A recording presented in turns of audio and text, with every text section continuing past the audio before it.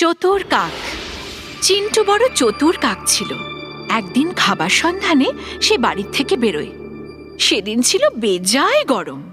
ও ভীষণ তেষ্টা পেয়েছে। কাক চারিদিকে জল খুঁজতে থাকলো, কিন্তু কোথাও পেল না। অবশেষে একটি কলসির মধ্যে অল্প একটু জল দেখতে পেল, কিন্তু জল এত নিচে যে কাকের পক্ষে সেখানে পৌঁছানো সম্ভবই না। ও কিছুক্ষণ চিন্তা করলো। আমার মাথায় খুব ভালো একটা উপায় আছে। এদিক ওদিক থেকে একটা একটা করে পাথর তুলে সে কলসির মধ্যে ফেলতে লাগলো, যতক্ষণ না জলটা ওপরে উঠে আসে। কিছুক্ষণ পর জলটা ওপরে উঠে এলো, আর সে আনন্দ সহকারে জল খেয়ে উড়ে গেল। কখনো হার মানতে নেই। চালাক টুপিওয়ালা। একদিন এক টুপিওয়ালা একটা ছোট্ট গ্রামের মধ্যে টুপি বিক্রি করছিল। বিক্রি করতে করতে সে বড় ক্লান্ত হয়ে গেল। তখন তার মালপত্র নামিয়ে একটা বটগাছের তলায় শুয়ে পড়ল। ঘুমন্ত টুপিওয়ালাকে দেখে গাছ থেকে বাঁদররা সব নিচে নেমে এলো, আর তার ব্যাগ খুলে টুপিগুলো বার করে পরে নিল। যখন টুপিওয়ালার ঘুম ভাঙল, সে দেখলো তার টুপিগুলো বাঁদররা পরে বসে রয়েছে। সে তখন চিৎকার করলো, ওহে, ওই টুপিগুলো আমার, দয়া করে আমায় দিয়ে দাও। বাঁদরগুলো উল্টে তার উপরেই চিৎকার করতে আরম্ভ করলো। টুপিওয়ালার মাথায় একটা বুদ্ধি খেললো। ও নিজের মাথার টুপি বার করে মাটিতে ছুঁড়ে ফেলে দিল। সেই দেখে সব বাঁদররাও তাদের মাথা থেকে টুপি খুলে নিচে ফেলে দিল। আনন্দের সহিত টুপিওয়ালা সেই সব টুপি তুলে তার ঝোলা বেঁধে নিজের পথে চলে গেল। যে কোনো বিপদ থেকে উদ্ধার করার কোনো না কোনো উপায় সব সময় থাকে। শেয়াল আর আঙুর। বাগানে বেড়াতে বেড়াতে জ্যাকি একগুচ্ছ আঙুর গাছে ঝুলে থাকতে দেখল। অমনি তার জিভে জল এসে গেল। আঙুরগুলো নিশ্চয়ই খুব মিষ্টি, আমার খেতে ইচ্ছে করছে। এই ভেবে এক লাফ দিয়ে জ্যাকি গাছের লতা ধরার চেষ্টা করলো। তার চেষ্টা বৃথা হয়ে গেল। বারবার সে চেষ্টা করতে থাকলো। তার পা ছড়ে গেল। তখন এই বলে জ্যাকি চলে গেল, বোধ হয় আঙুরগুলো টক, আমি এগুলো খাবো না। আমরা ধরে নিই যে জিনিস আমাদের সাধ্যের বাইরে তা খারাপ। কচ্ছপ আর খরগোশ। একদিন একটা কচ্ছপ আর একটা খরগোশের মধ্যে দৌড় প্রতিযোগিতা শুরু হলো। কত পশু পাখিরা সেখানে প্রতিযোগিতা দেখার জন্য জড়ো হলো। বাঁদর বন্দুক চালিয়ে প্রতিযোগিতা আরম্ভ করলো। দুজনেই দৌড় শুরু করলো। খরগোশ তাড়াতাড়ি দৌড়ে কোথায় পৌঁছে গেল, আর বেচারা কচ্ছপ সেই পেছনে রয়ে গেল। আমি তো জিতবই জিতবো। কচ্ছপ আসার আগে একটু ঘুমিয়ে নি। এই ভেবে ও ঘাসের মধ্যে শুয়ে পড়ল, কিন্তু ওর ঘুম ভাঙল না। এদিকে কচ্ছপ ধীরে সুস্থে চলতে চলতে খরগোশকে পার করে চলে গেল। খরগোশের যখন ঘুম ভাঙল, সে দেখল কচ্ছপ তার আগেই সীমানায় পৌঁছে গেছে। স্থিরতা আর একাগ্রতা তোমাকে বিজয়ী করবেই। লোভী কুকুর। রজার নামে একটা দুষ্ট কুকুর ছিল। সে মাংসের হাড় খেতে বড়ই ভালোবাসত। একদিন রাস্তায় হাঁটতে হাঁটতে সে একটা মাংসের হাড় দেখতে পেল। অমনি ওটা তুলে নিয়ে বলল, বাহ, আমার প্রিয় খাবার। বাড়ি ফেরার পথে সে একটা সেতু পার করছিল। হঠাৎ রজার জলের মধ্যে অন্য আরেকটা কুকুর দেখতে পেল, যার মুখে সেই একই রকম মাংসের হাড় ছিল। লোভী রজার তখন ভাবল, ওই মাংসের হাড়টাও আমি যদি ওর কাছ থেকে কোনো রকম ভাবে নিয়ে নিতে পারতাম। ও ঠিক করলো যে চেঁচিয়ে ভয় দেখিয়ে ওই অন্য কুকুরটা থেকে মাংসের হাড়টা ছিনিয়ে নেবে। অন্য কুকুরটাকে ভয় দেখানোর জন্য যেই চেঁচাতে আরম্ভ করলো, আসলে অন্য কুকুরটা তো তার নিজেরই প্রতিচ্ছবি। মাংসের হাড়টা অমনি তার মুখ থেকে খুলে পড়ে গেল আর জলের মধ্যে ভেসে চলে গেল। নিজের কাছে যা আছে তাতেই সন্তুষ্ট থাকো।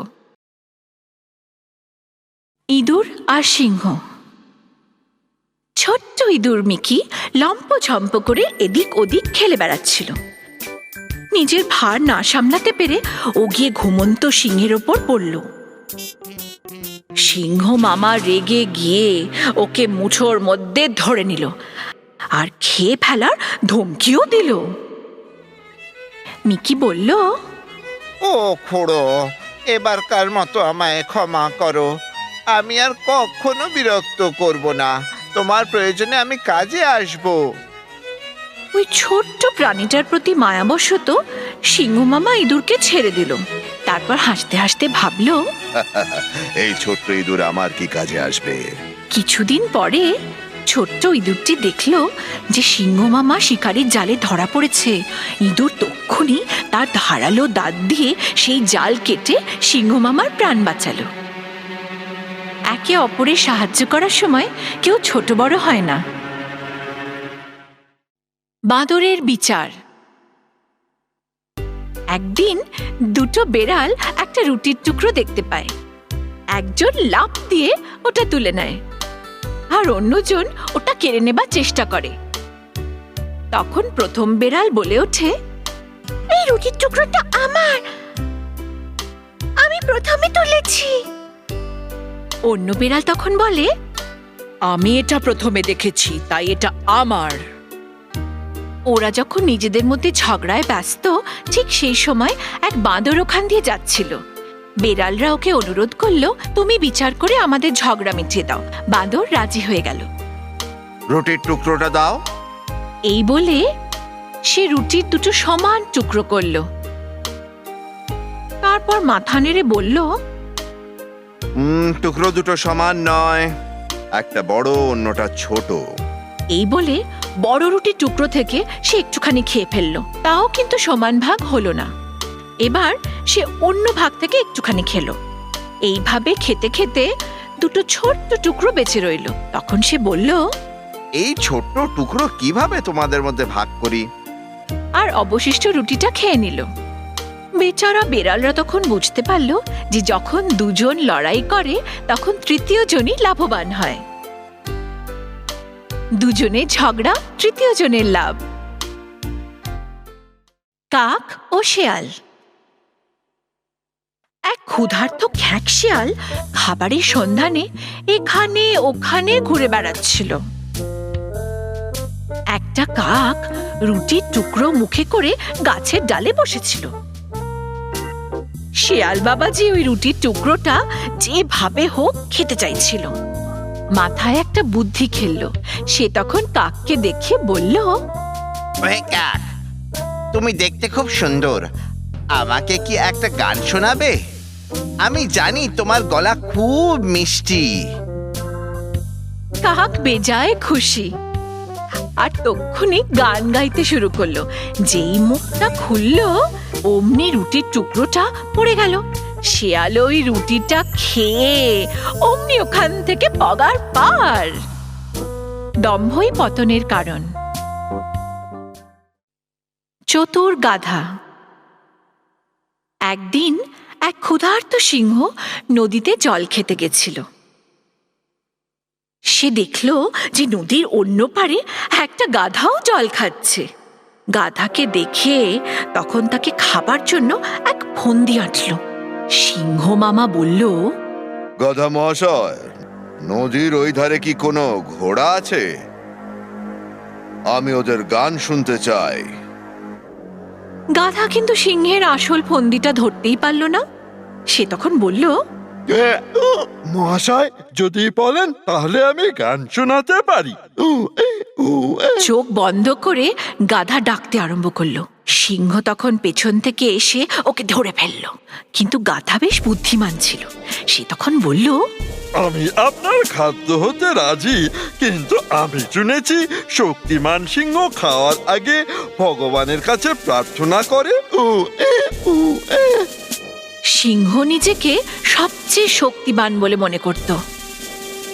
সে যখন চোখ বন্ধ করে ভগবানের কাছে প্রার্থনা শুরু করলো, অমনি গাধা সেই সুযোগ দিয়ে পালিয়ে গেল। সিংহ গাধার কাছে বোকা বনে গেল। জ্ঞানী শক্তি। শেয়াল আর গরু। অনেকদিন আগের কথা, 4টে গরু খুব ভালো বন্ধু ছিল। ওরা সব সময় একসঙ্গে খাবার সন্ধানে যেত আর ঘুমোতো একসাথে। ফলস্বরূপ শত্রুদের পক্ষে ওদের উপর আক্রমণ করা খুব একটা সহজ ছিল না। শেয়াল সিংহের শিকার করা খাবার থেকে যা বাঁচত তাই খেয়ে থাকত, কিন্তু ওর খিদে মিটত না। একদিন সে ভাবল, ওদের একতা ভাঙার জন্য আমার কিছু করা উচিত। ও প্রত্যেকটি গরুর সঙ্গে একা দেখা করলো যখন তারা একে অপরের থেকে কিছুটা দূরত্বে ছিল। তাদের বলতে লাগলো, তুমি কি জানো, তোমার অন্য 3 বন্ধুরা তোমায় একা ছেড়ে অন্য মাঠে যাওয়ার কথা ভাবছে, যেখানে প্রচুর পরিমাণে ফসল আছে। এই কথা শুনে প্রত্যেকটা গরুই রেগে গেল। আম্বা, তাই নাকি? আমি ওদের আগেই ওখানে চলে যাব। একে অপরকে না জানিয়ে পাশের মাঠে যেই গরুর দল পৌঁছলো, অমনি সিংহ যে সুযোগের অপেক্ষায় দাঁড়িয়েছিল সঙ্গে সঙ্গে গরুদের মেরে ফেলল। আর শেয়াল তখন মজা করে খেল। একতাই সব থেকে বড় শক্তি। কাক হয়ে ময়ূরের ভান। একদা একটা কাক একটা সুন্দর ময়ূরকে দেখতে পেল, আর তখন সেও ময়ূরের মতো সুন্দর হতে চাইছিল। তাই সে কিছু ময়ূরের পাখা কুড়িয়ে নিয়ে এসে তা নিজের গায়ে লাগিয়ে নিল। তাকে দেখতে খুব হাস্যকর লাগছিল।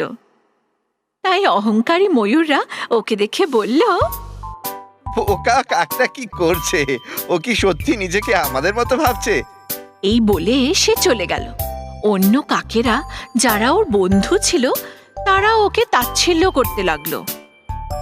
কাক বুঝতে পারল যে ও কত বড় বোকামি করেছে। তখন সে বন্ধুদের কাছে গিয়ে বলল, বন্ধুরা, আমায় ক্ষমা করো। আমি তোমাদের বন্ধু হতে চাই। আমি আমার মূর্খতা বুঝতে পেরেছি। আমি কাক রূপেই ভালো আছি। ক্যা ক্যা। নিজের কাছে যা আছে তাই নিয়ে সন্তুষ্ট থাকা উচিত। 2টি কাক, ভোলু আর গোলু। এই 2 কাক নিজেদের মধ্যে কে মহান সেই নিয়ে ঝগড়া করছিল। ভোলু বলল, আমি তোমার থেকে দেখতে অনেক বড়, তাই আমি মহান। তা শুনে গোলু বলল, না, আমি মহান, কারণ আমি তোমার থেকে বড়। কে শ্রেষ্ঠ সেই বিচার করার জন্য ওরা নিজেদের মধ্যে একটা শর্ত রাখল। দুজনের মধ্যে যে ঠোঁটের সাহায্যে একটা ভরা থলে নিয়ে সবচেয়ে উঁচুতে উঠতে পারবে সেই শ্রেষ্ঠ হবে।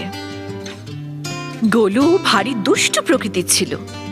নিজের থলেতে তুলো ভরে নিল আর গোলুর থলেতে ভরে দিল নুন। এইবার 2 কাক উড়তে শুরু করলো। তাড়াতাড়ি গোলু ভোলুর চেয়ে অনেক উঁচুতে উঠতে আরম্ভ করলো, কারণ ওর থলেটা যে হালকা ছিল। কিন্তু ভোলু বেশি ওপরে উঠতে পারছিল না, কারণ ওর থলের ওজনটা অনেক বেশি ছিল। এবার কাকেরা যখন উড়ছে ঠিক সেই সময় বৃষ্টি শুরু হলো। তাই তুলো জলে ভিজে খুব ভারী হয়ে গেল। আর অন্যদিকে নুনটা গলে গিয়ে ভোলুর থলে হালকা হয়ে গেল। এবার ভোলু কিন্তু গোলুর থেকে অনেক উঁচুতে উঠতে আরম্ভ করলো।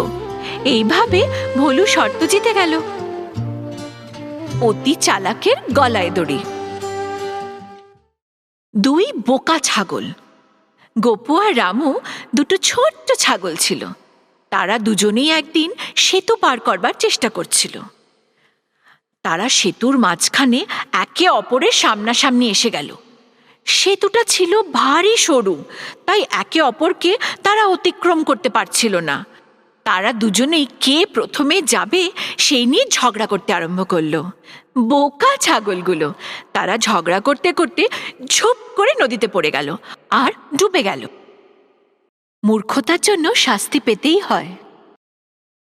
কুৎসিত গাছ। এক বিরাট জঙ্গলে নানান রকম ছোট বড় গাছ ছিল, যেমন ধরো আম, নিম, বট, অশ্বত্থ, শাল, সেগুন ইত্যাদি ইত্যাদি। ওদের মধ্যে একটি গাছ ছিল যার ডালগুলো ছিল আঁকাবাঁকা। অন্যান্য গাছের সামনে সেই গাছকে বীভৎস লাগতো। অন্য গাছেরা ওকে খালি খেপাতো, তুমি একটা কুৎসিত গাছ।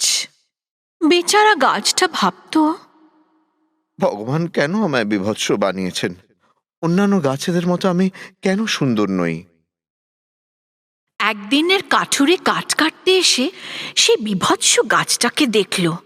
তারপর সে ভাবল, এই বেকাচোরা গাছটা আমার কাজে লাগবে না, আমি বরং অন্য ভালো গাছগুলো কাটি। তাই ওই গাছটাকে ছেড়ে কাঠুরে অন্য সমস্ত গাছ কেটে ফেলল। তখন ওই কুৎসিত গাছটা ভাবল, ভগবান যা করেন ভালোর জন্যই করেন। আমার বিভৎসতা আজ আমার প্রাণ বাঁচালো। ভগবানকে দোষ দেওয়া উচিত নয়। সব কিছুর পেছনেই কোনো না কোনো কারণ থাকে। সব ঘটনার পেছনেই কোনো না কোনো কারণ থাকে। দুই ভিক্ষুক। মোহন আর সোহন দুই ভিক্ষুক ছিল। তারা রোজ মন্দিরের দরজায় দাঁড়িয়ে ভিক্ষে করত। মোহন ছিল অন্ধ, তাই সে দেখতে পেত না। আর সোহন খোঁড়া হওয়ার জন্য হাঁটতে পারত না। একদিন এক ধনবান ব্যক্তি ওদের কাছে এসে বলল, বন্ধুরা, আমি আমার বাড়িতে বিরাট খাওয়ার ব্যবস্থা করেছি, বুঝলেন তো? আপনারা সবাই ওখানে এসে অন্ন গ্রহণ করবেন। মোহন এবং সোহন অন্যের সাহায্য ছাড়া বাইরে যেতে পারত না। তাই মোহন সোহনকে বলল, তুমি যদি আমাকে রাস্তা বলে দাও, আমি তোমাকে পিঠে বসিয়ে নিয়ে যাব। সোহন রাজি হয়ে গেল। তাই মোহন সোহনকে পিঠে করে নিয়ে সেখানে গেল। আর ওখানে ওরা দুজনেই খুব ভালো ভালো খাবার আনন্দ সহকারে খেয়ে আবার ভালোই ভালোই ফিরে এলো। সব সময় একে অপরের সাহায্য করবে।